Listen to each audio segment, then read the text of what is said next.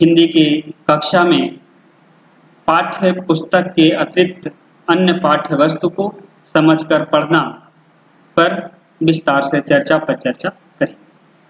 तो आइए इसमें हम लोग सबसे पहले देख लेते हैं समझकर पढ़ना क्या है।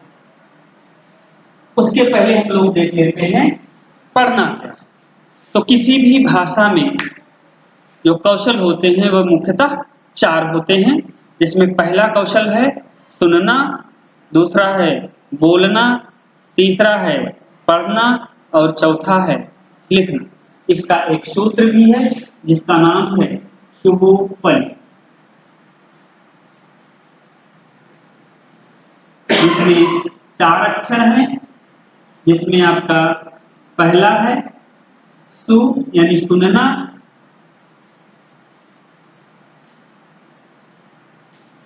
दूसरा है वो अर्थात बोलना, तीसरा है पा अर्थात पढ़ना और चौथा है ली अर्थात लिखना। तो बच्चों किसी भी भाषा में जो प्रमुख कौशल होते हैं वो यही 4 होते हैं, जिसमें एक है सुनना, बोलना, पढ़ना, लिखना। और ये परीक्षाओं में कई बार आ भी चुका है, बीटीसी की मेन परीक्षा में, डीएलएड की मेन परीक्षा में, टेट में ये प्रश्न जो है कई बार आ चुका है कि शुभोपल क्या है, और भावी परीक्षाओं में भी आपके आ सकता है। तो जैसे हमको यहाँ पे देखना है समझकर पढ़ना, तो समझकर पढ़ना इस 4 भाषाई कौशल में तीसरे नंबर का जो कौशल है वह है पढ़ना, और पढ़ने के अंतर्गत समझकर पढ़ना हम लोगों को देखना है। तो इसमें समझकर पढ़ने का तात्पर्य यह है कि किसी विषय वस्तु को गहराई के साथ पढ़ना क्या है, गहन पठन या समझकर पढ़ना कहलाता है। इसमें पाठक अथवा पठनकर्ता विषय वस्तु को गहराई के साथ पढ़ता है या पाठ्य वस्तु के साथ पूर्ण रूप से तादाद में स्थापित कर लेता है। समझकर पढ़ना एक तरह से उच्च स्तरीय पठन की श्रेणी में आता है, लेकिन इसका अभ्यास प्राथमिक स्तर पर बच्चों को भी कराया जा सकता है, ताकि उनके अंदर समझकर पढ़ने की क्षमता का विकास हो। जब एक छात्र किसी कहानी अथवा घटना को पढ़ता है तथा पढ़ने के पश्चात उस कहानी के उद्देश्य को जानने का प्रयास करता है तथा उसके सुधारात्मक पक्ष को समझने का प्रयास करता है, तो इस प्रकार का पढ़ना समझकर पढ़ना अथवा गहन पठन के अंतर्गत आता है। इसके विषय में प्रोफेसर एस.के.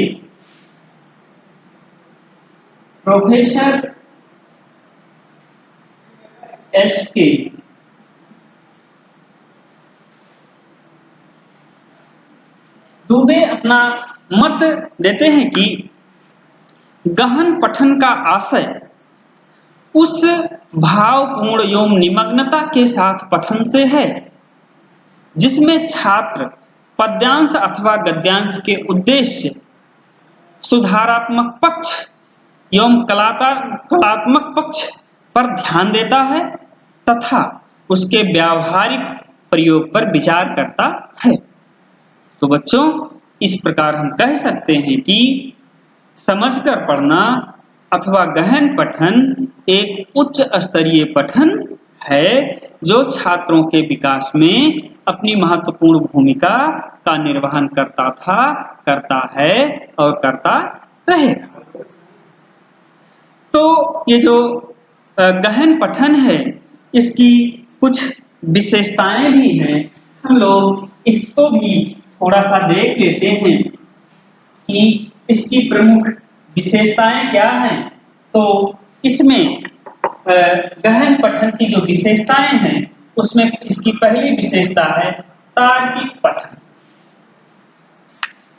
अर्थात समझकर पढ़ना जो है उसे तार्किक पठन भी कहा जाता है, क्योंकि इसके अंतर्गत जब छात्र किसी वाक्य को पढ़ता है तो उसकी उपयोगिता एवं उसकी सार्थकता पर तर्कपूर्ण ढंग से विचार करता हुआ उसके अर्थ को समझने का प्रयास करता है।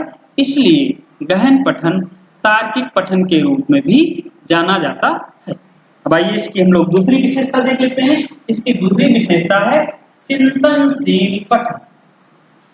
जो बच्चों गहन से पठन होता है उसको चिंतनशील पठन के रूप में भी जाना जाता है, क्योंकि इसमें विषय वस्तु को पढ़ने के उपरांत उस पर चिंतन और मंथन किया जाता है, क्योंकि चिंतन और मंथन के पश्चात ही उसकी सार्थकता हमारे सामने आ पाती है तथा उसमें सुधार की संभावना होती है।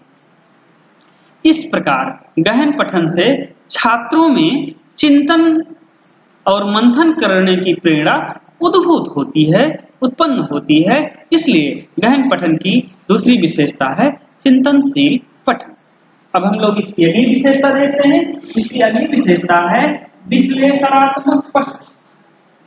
बच्चों, जो हमारा गहन पठन है या समझकर पढ़ना है उसमें वाक्य जो होते हैं उसके अलग अलग, कहने मतलब गहन पठन में वाक्यों के जो अलग अलग अर्थ होते हैं उनको समझते हुए उनका विश्लेषण करते हुए उसमें सार्थक एवं संदर्भित अर्थ तक पहुंचा जा सकता है।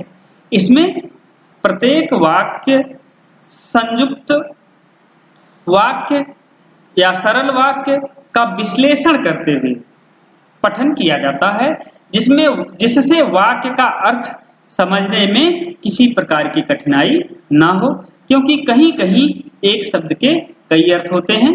जैसे सामासिक पद है पीतांबर, पीतांबर का एक अर्थ है पीला वस्त्र, और दूसरा अर्थ है श्री कृष्ण।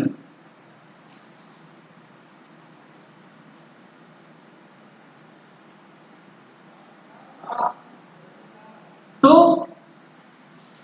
अब यहां पर जिस वाक्य में यह शब्द आया होगा हमको विश्लेषण करना होगा कि यहाँ पे पीतांबर का अर्थ श्री कृष्ण है अथवा पीला वस्त्र है, तभी हम उसके वास्तविक अर्थ और भाव को जान पाएंगे। एक उदाहरण और लेते हैं।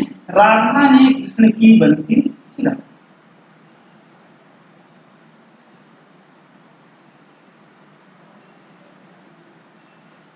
अब इसमें राधा ने कृष्ण की बंसी चुराई का जो शाब्दिक अर्थ है वह यह है कि श्री कृष्ण की बांसुरी को राधा जी ने चुरा लिया। जिसको एक अंग्रेज पढ़ता है तो कहता है कि राधा जी ने अपराध किया है बंसी चुराकर, इसलिए उनको उसके बदले में सजा मिलनी चाहिए। जबकि इसका जो अर्थ है विशेष करके ब्रज क्षेत्र में, ब्रजभाषी क्षेत्र में, वहां पे इसका अर्थ लगाया जाता है कि हंसी करना, मजाक करना, ठिठोली करना या श्री कृष्ण के प्रति राधा के प्रेम भाव को व्यक्त करना, उनको परेशान करना। जो कि अंग्रेज ने जिस अर्थ को समझा वह अर्थ नहीं है। तो बच्चों, इस तरह के इस शब्द के और इस वाक्य के जो अर्थ हैं, जब तक हम विश्लेषणात्मक पठन नहीं करेंगे तब तक हम उसको वहां तक नहीं पहुंच सकते हैं। इस प्रकार यदि हम पठन समझकर अथवा गहराई से नहीं करेंगे तो वास्तविक अर्थ तक नहीं पहुंच पाएंगे। बच्चों, अगली विशेषता है स्वप्रेरित पठन। किसी भी सामग्री को तब गहन पठन कहा जाता है जब उसमें पाठक स्वयं प्रेरित होकर के पढ़ने का कार्य करता है। जैसे जब छात्र किसी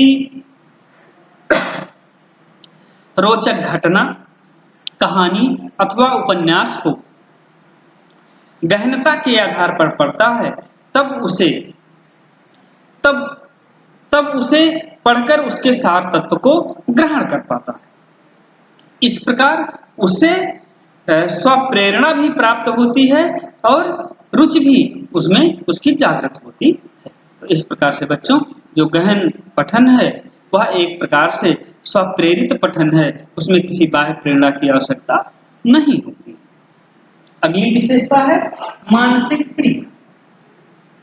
जो गहन पठन है, जो समझकर पढ़ना है, वह एक मानसिक क्रिया है। इसमें पठनकर्ता पूर्ण मनोयोग से पठन की क्रिया को पूर्ण करता है। जब पाठक किसी गद्य अथवा पद्य के भाव को आत्मसात करता हुआ पढ़ता है, तब समझा जाता है कि पठन की क्रिया गहनता के साथ संपन्न हो रही है, जिसमें पाठक मानसिक एवं शारीरिक रूप से संलग्न होता है। इसलिए गहन पठन एक मानसिक क्रिया है। अगली विशेषता है इसकी आनंदानुभूति। गहन पठन से पाठक को आनंद की अनुभूति होती है। किसी भी पाठ्य सामग्री को पाठक जितनी एकाग्रता के साथ पढ़ता है, उसको उतना ही आनंद की प्राप्ति होती है, क्योंकि पाठक जितनी एकाग्रता के साथ किसी पाठ्य सामग्री को पढ़ता है, उसमें उसके भाव में या उसके भाव की गहराई में परत दर परत उतना ही वो निमज्जित होता चला जाता है, उतरता चला जाता है, और तब उसको उतना ही आनंद की प्राप्ति होती है। कहा गया है ज्यों ज्यों गूढ़े श्याम रंग त्यों त्यों उज्ज्वल हो। जितना ही आप काव्य में, साहित्य में डुबकी लगाते जाएंगे, उतना ही आनंद की प्राप्ति होगी। अगली विशेषता है उद्देश्यनिष्ठ पठन। जो इसकी सातवीं विशेषता है वो है उद्देश्यनिष्ठ पठन, अर्थात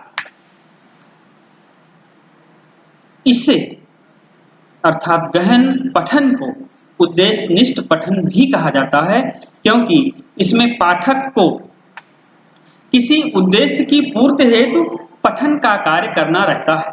जब पाठ्य वस्तु समाप्त हो जाती है तो वह अपने उद्देश्य को प्राप्त कर लेता है।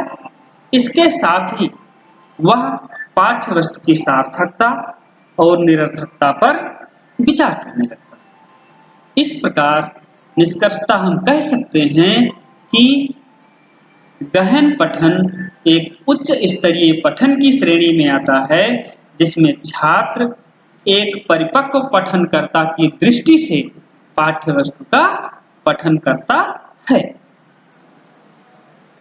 तथा सार्थकता पर पहुंचने का प्रयास करता है।